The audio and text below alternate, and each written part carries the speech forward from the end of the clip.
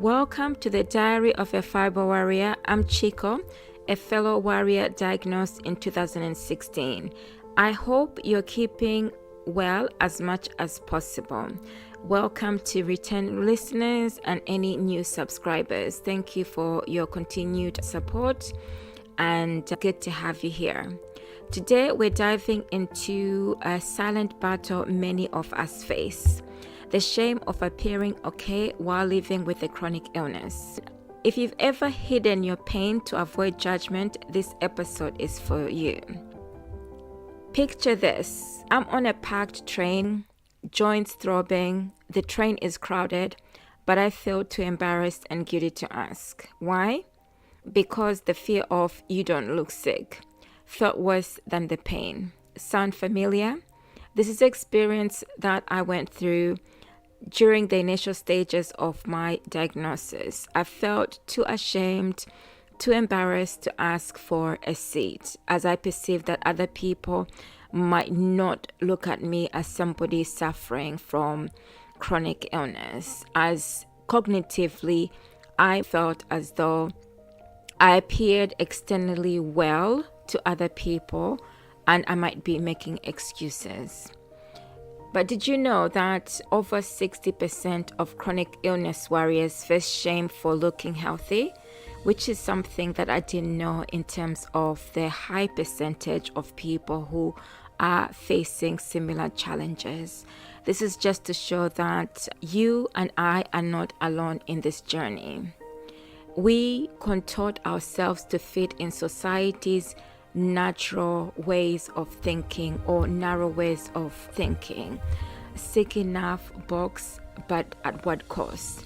And this also might be due to lack of awareness about chronic illnesses and just a misconception about people who appear well externally, but then internally they are struggling from chronic illnesses. So lessons learned from my experience and my journey so far. Starting off with gaslighting your reality. Doubting your pain erodes self-trust. Your suffering is valid and is real. No visible badge is required. Comfort over compassion. Society rewards silent sufferers, but asking for help, that's resilience. You've got this. You've got the ability to advocate for yourself. Do it as much as possible, as this raises awareness about invisible illnesses. The mental gymnastics of acting fine, still spoons you could use to heal. So just think about it cognitively, constantly thinking about acting fine, appearing well, could also deplete your energy levels. It is okay in situations where you're not well, especially when you've got severe symptoms. And when I say not well, we're not well most of the times. It's okay when you've got the more severe symptoms to express yourself so that you also conserve and save your energy. Actionable steps going forward which might help is validate your illness. Fibro and ME CFS don't need a wheelchair to count. Your limits are legitimate. Your struggles are real. Courage over guilt. Needing accommodations isn't selfish, it is survival and it is needed.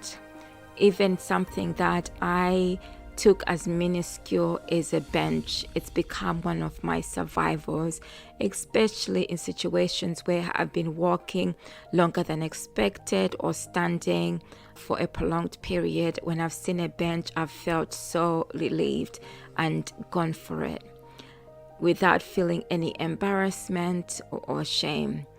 Redefine worth. Your value isn't tied to productivity. You're inherently enough. Here is call to action. Next time shame whispers, consider pausing your thoughts for a second. Pause, reframe, and advocating for yourself is strength. Act for what you need, no apologies needed. Examples: request a seat, cancel plans, use a mobility aid, chip away at the stigma. The best thing that you could ever do for yourself, it is to prioritize your well-being, regardless what of external judgments might be. Question for you to end off, and do feel free to join the conversation. Have you ever hidden your pain? Do feel free to share your thoughts and your experiences. You never know that your experience could also resonate with somebody else who's going through something similar and may also help them through their journey. Together, we will rewrite the narratives about invisible chronic illnesses. And as part of my blog posts, I do share educational resources, and one I discovered recently was from London Transport. Please offer me a seat badge, which I also applied recently, and I'm waiting for the badge to arrive. This badge might also be available in other cities within the UK or other countries. It might be under different names. This is just to share that there are other resources that are available, and never feel ashamed for asking for something that is visible without you having to explain to other people. It might also help you in those situations when you're in public arenas.